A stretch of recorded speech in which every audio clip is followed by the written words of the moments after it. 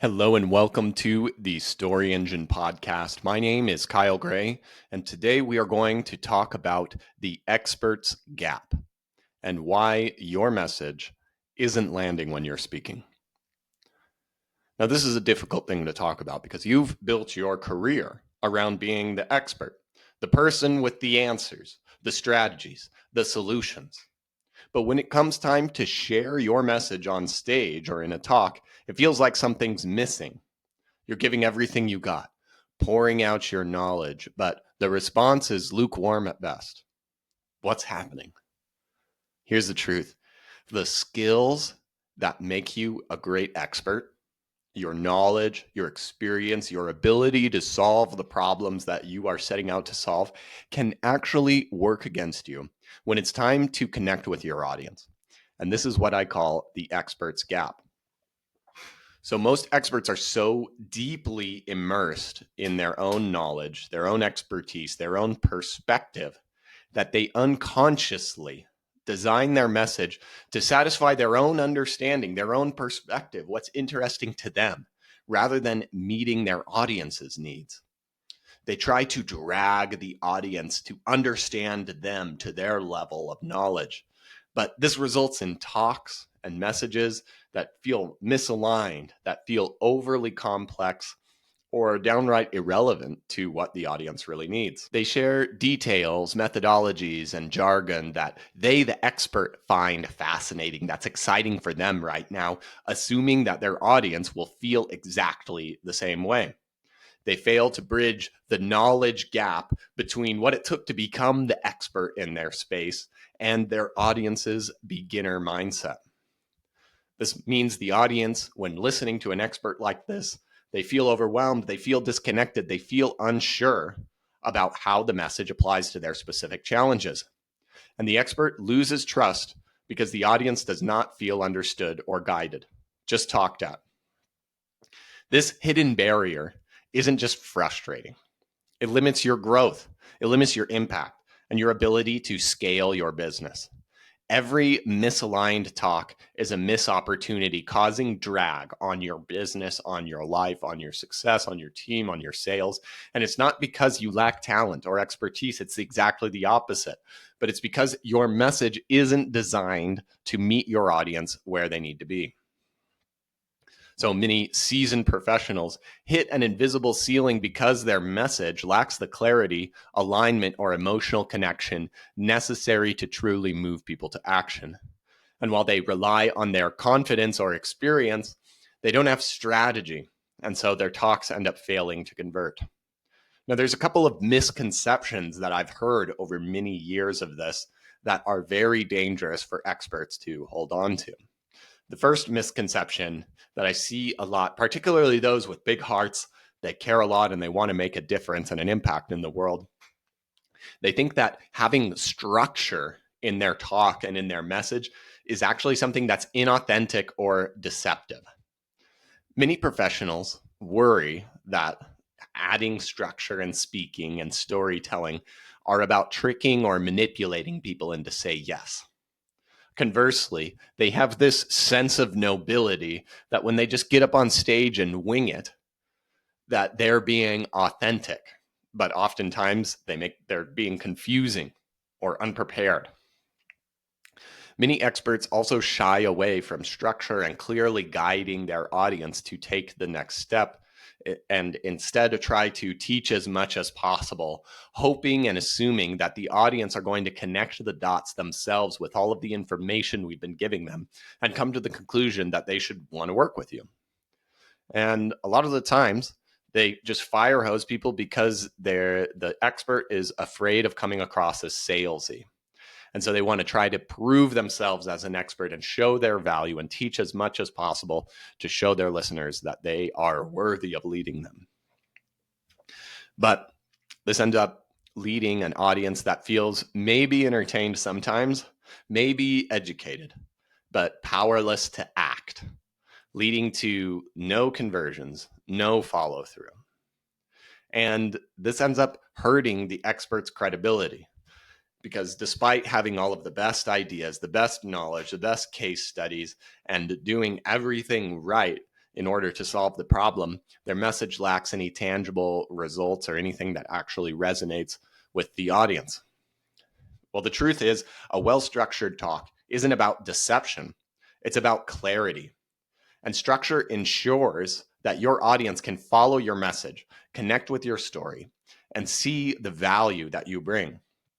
It's not about forcing decisions. It's about creating the space for transformation. Think of it like this. When a musician practices or comes up with a new song or works on the lyrics that they're creating, are they being inauthentic? Are they being manipulative? Or are they applying their talent? Are they expanding their talent? This is the same thing that applies to your talks. Structure doesn't make you less authentic. It gives you the opportunity to amplify and enhance your authenticity and connect more deeply. It's a service to your audience to think to them in this way. And being in the expert gap is exactly the opposite. The second misconception is that structure means memorizing rigid, boring scripts. Like they assume that creating any kind of structure is going to lock them into a robotic word for word script that they need to memorize and say perfectly. The irony is that the more you understand the structure of your talk, the less you actually need to memorize.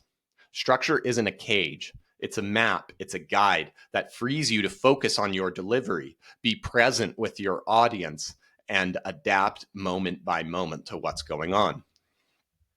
So structure is what sets you free. And when you resist structure, you rely on your instinct alone. But that's like walking into a concert without a set list, hoping that it's all going to come together and you're just going to improvise your whole show and everybody's going to love it. But when you embrace structure, you know exactly where you're going. You're free to deliver it with confidence, connection, and flow. And if you are feeling the gap, the solution isn't to work harder. It isn't to know more. It isn't to get another certification so that you can add even more information to your next talk. It's to simplify with a structure that meets your audience's needs at every step. Now, this is where the anatomy of a high converting talk comes in. Another misconception or big thing that I work with on many of my experts is they see a talk as one big piece of content and that they need to say it and share it all perfectly. But if you break a talk down into 3 smaller parts, all associated with 3 key questions that you want to answer for your listeners, it's going to guide your structure, make it much easier for you to come up with the right talks, be creative, and distill your information down to what's really going to get results for you. So let's break down the 3 questions of the anatomy of a high converting talk. The first question that you're going to want to answer immediately at the beginning of your talk is, should I listen to this? You see, your audience isn't yet fully invested in listening to what you have to say. There's 1,000 things right now competing for their attention. They have tabs open on their browsers, their phones buzzing off of the hook, and the second that they lose interest, they're going to be checking their email, checking their texts, or thinking about where they want to go to lunch next. Now, you need to create a connection and trust and context for who you are and why you're valuable and what you're doing before you start to dive into all the information that you have to teach. And so my recommendation is opening a talk with an authority story that reflects your audience's desires, pains, and language. This is a great way to grab your audience's attention. And if you do an authority story right, you're going to show them that you understand their struggles and their problems, and that's what will create trust with them. A recommendation I have, if you want to get started telling better authority stories right away, go to the storyengine.co/create, and you can try right now for a limited time for free. I'm not sure how long it's going to be available for free, but at the recording of this, it's here. The AI Authority Story Creator. This is my personal AI coaching bot that walks through many of the people that I work with in creating an authority story just like this. So go to thestoryengine.co/create. The next question. Once we have established trust with our authority story and now they're ready to listen, we want to answer the question, will this work for me? It's not effective to simply teach how to solve a problem and to teach as much about how to solve the problem as possible.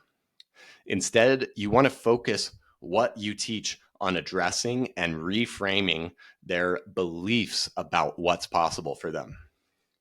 Focus on teaching the smallest amount of information possible in order to show them a new perspective or a possibility, and build trust by showing them how your insights have created the transformation for others by using success projection stories. I'm going to give you an example of a success projection story and to teach within it right now. A great example of answering the will this work for me question happened with one of my past clients named Nicole Jardine. She came to me launching a book called Fix Your Period, helping all kinds of women with all kinds of different period and hormonal problems get back in control of their lives and their health. And when it came time for us to answer this question, the first teaching point that she wanted to share with her audience was you need to fix your blood sugar. And at the beginning, or when we first started crafting this teaching point, she started listing off 12 different ways that somebody could fix their blood sugar. Some of them were difficult, some of them were easy, some of them took a long time, and some of them didn't take very long. But a list of 12 things to fix your blood sugar is an awful lot for anyone to take in or memorize, especially considering the audience. Because Nicole probably wasn't the first person, probably not even the 12th person that these people have gone to seeking a solution, which means they have all kinds of limiting beliefs and challenges about how that they could make this work. It's likely that they've tried a bunch of diets, they've tried exercise, they've tried all of these things, and now it's really difficult for them to really believe and understand where they're going next. And so in the process of creating friction and figuring out what's the least amount that we could teach to move them towards a new possibility, I asked her, let's just teach one of these teaching points, and it has to be the easiest. At first, Nicole was a little bit resistant. She said, well, that's chew your food more. But that's a boring teaching point. I'm pretty much already done teaching it. How could I talk for 10 minutes about chewing your food more? And she was in this teach as much as possible mindset. But I started to talk to her about the potential of chewing your food more. And again, considering that a lot of people in her audience have probably tried many different diets, many different exercises, and all kinds of things, the idea that if they just spent a little bit more time chewing their food more, they could start getting better results. This is encouraging for somebody who's tried so many different things. I don't need to change my diet. I don't need to change anything. I just need to chew my food a little bit more. Another magical thing is just describing the process of chewing your food more and how it helps with your blood sugar. It's something that's easily visualized. And as you're describing, or as she was describing it, it was something that her audience could feel and connect with and actually start to feel even a little bit healthier along the way. And this is the difference between addressing, will this work for me, and just trying to fire hose somebody with information. 12 ideas to lower your blood sugar versus one. That's the easiest. That's possible. That's opening my mind up to possibilities that I can believe again. And we want to weave in stories just like this one that I shared into all of our talks to showcase exactly how this is applied and how this is possible.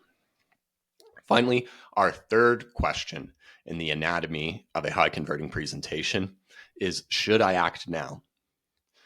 They know that they want to listen. They feel like this should work for them, but they need to conclude quickly if this should work, if they should take action now on moving forward with you. Because if they don't take action right after you've been building up this time with them, the chances that they'll take action later are going to go lower and lower and lower. So if you've done your job well in the previous section about will this work for me, in shifting beliefs, overcoming objections, this final phase of your talk where you make an offer should be short, simple, and easy for everyone. So I have a simple framework and structure for providing clear next steps, describing what the offer is, whether it's making a purchase, downloading a lead magnet, and you want to give them very clear and direct next steps that are practical and show them what they're going to get from this process. But you also want to combine that with emotions, because there are tactical, practical decision makers and there are emotional decision makers, and we want to meet them both at the end of our talk.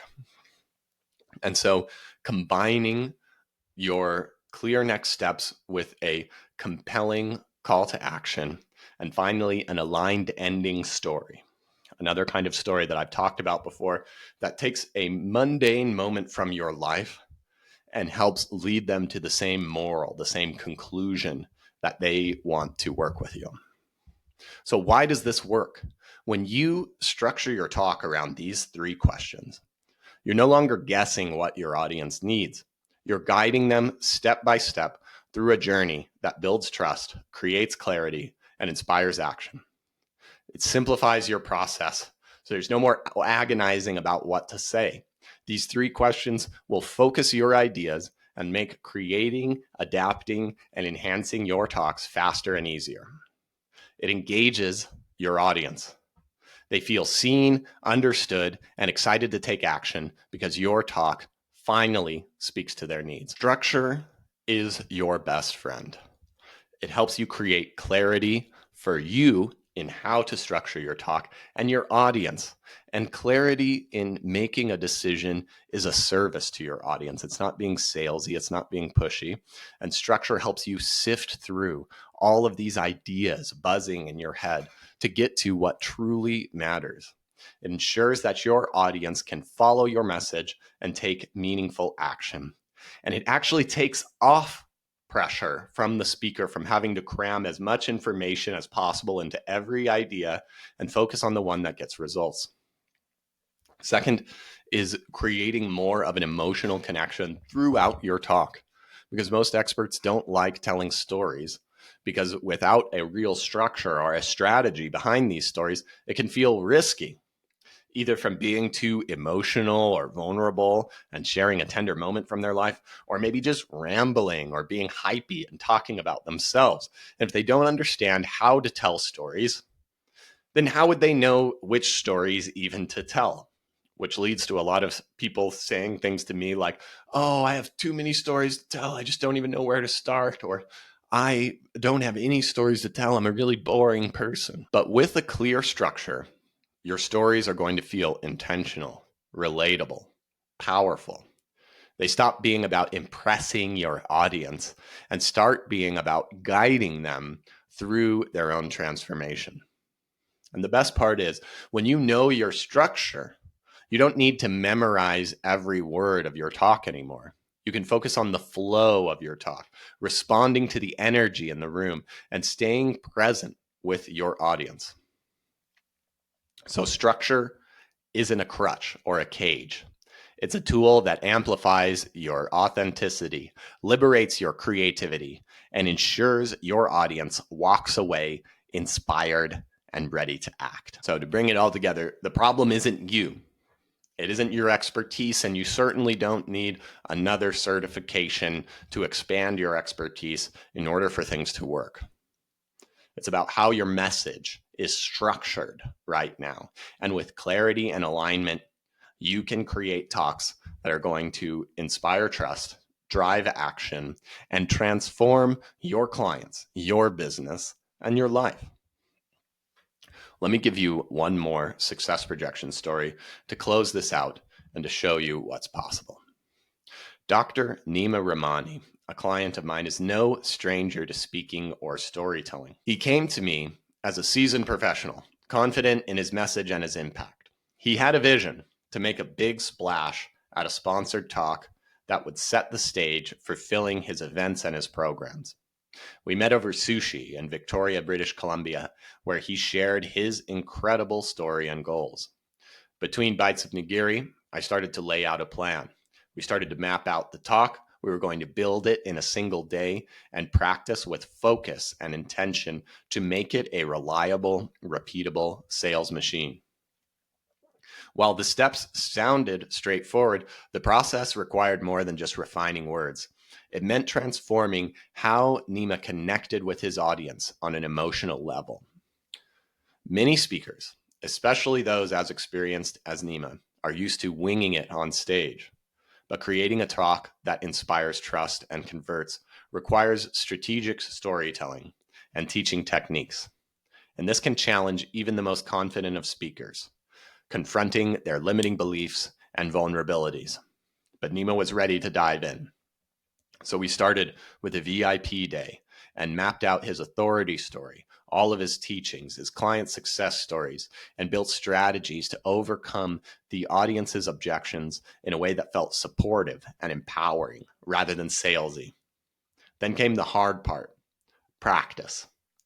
This is a process of adoption, of making sure that you understand the frameworks that underpin these stories and slowly make it a natural process for you to share.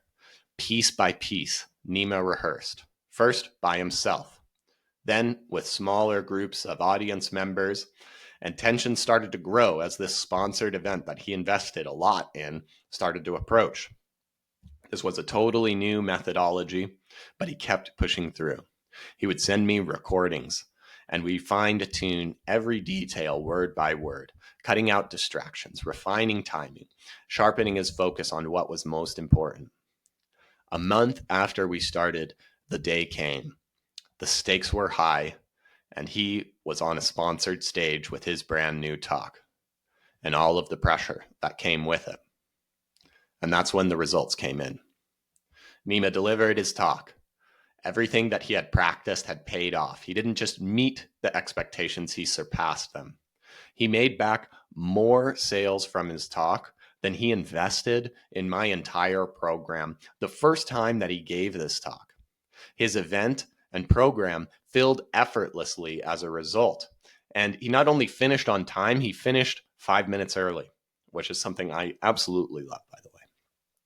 Most importantly, he walked away with a repeatable, adaptable framework that he could now use anywhere over and over again. He's no longer winging it. He's delivering a prepared talk that he can do with more strategy, intention, and success. And through his work, Nima is creating a profound change for his audience. And through him, I know that the ripple effect of this work and this discussion today with the Experts Gap is making the world a better place. And this is what happens when you commit, not just to speaking, not just to sharing as much information as possible, but connecting with and serving your audience through strategy, story, and structure. And so I hope today you can start to see where the Experts Gap is costing you in your messaging, in your conversions, and in your marketing. And I hope to leave you with a little bit of hope that a few simple frameworks, a little bit of strategy, and a little bit of structure can make a profound difference in the conversions of your talk, in the lives of your ideal clients, in your business, and in your life. Please share this episode with one person who could benefit from this idea, because this is all I've got for today. Thank you so much for joining us on the Story Engine podcast. And please reach out if you have any questions or if there's anything that you would like me to create on this show. We'll see you next time.